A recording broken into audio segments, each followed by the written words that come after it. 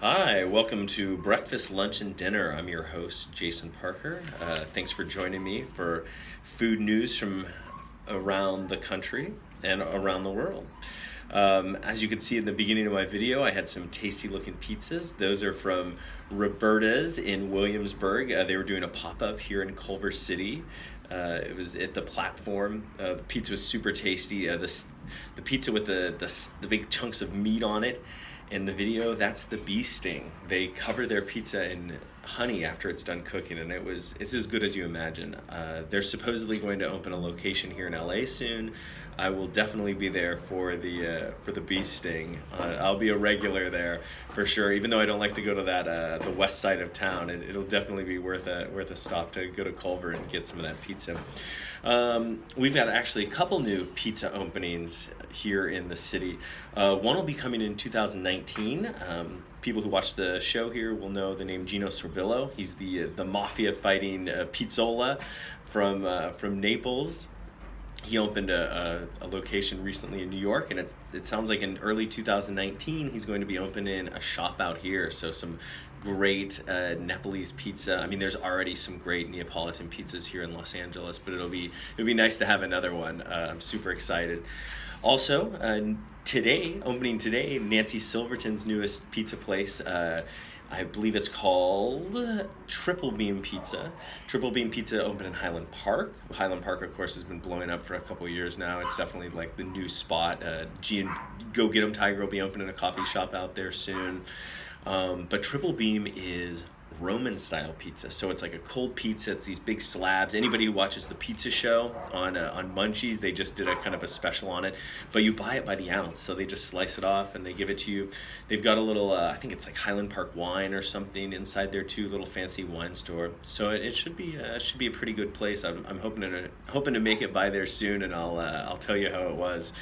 Also in Highland Park news, one of my favorite sandwich shops, Dave's Chillin' and Grillin'. It used to be in Eagle Rock for about 11 years. They closed last May. Well, now they're reopening. They're with a great butcher shop called Chops. They're also in Highland Park. As I said, Highland Park's blown up. Now that they have Dave's, I mean, they blast off. That's the future is there.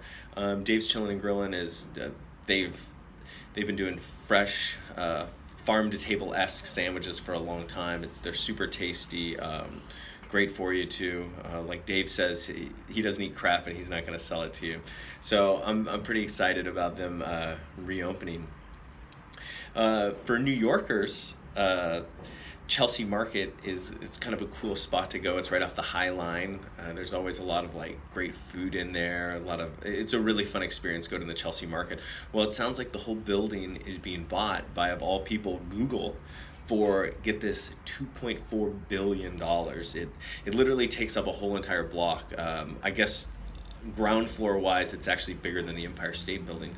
And they've got the permits right now that they can add another 8 stories or like 300,000 square feet to the building. So it'll be very interesting to see what Google does. There's a lot of office space in there besides just buildings. If you're in New York, you got to walk the High Line in your little trip. Either go to the Intelligentsia at the High Line Hotel, or go over there to the Chelsea Market and grub on a bunch of like really great food.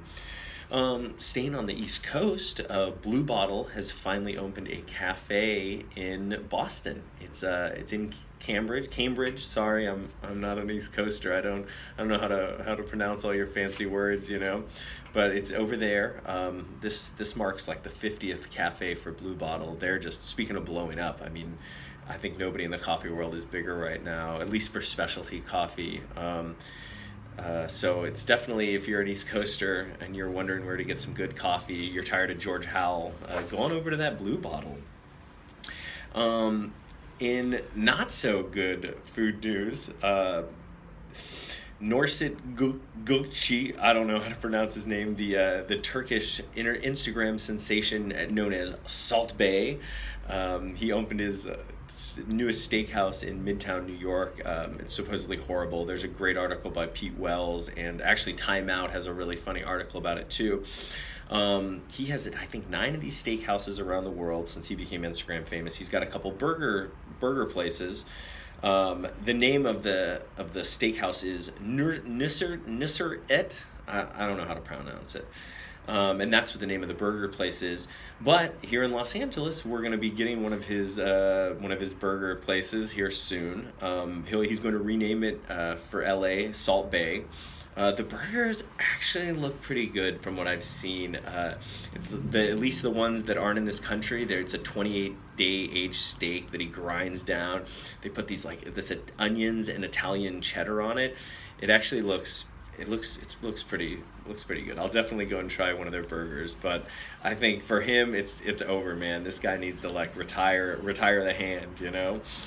And then in news that it doesn't involve either one of the coasts, in Scottsdale, February 10th and 11th, 60 food trucks will show up for the Street Eats Food Truck Fest.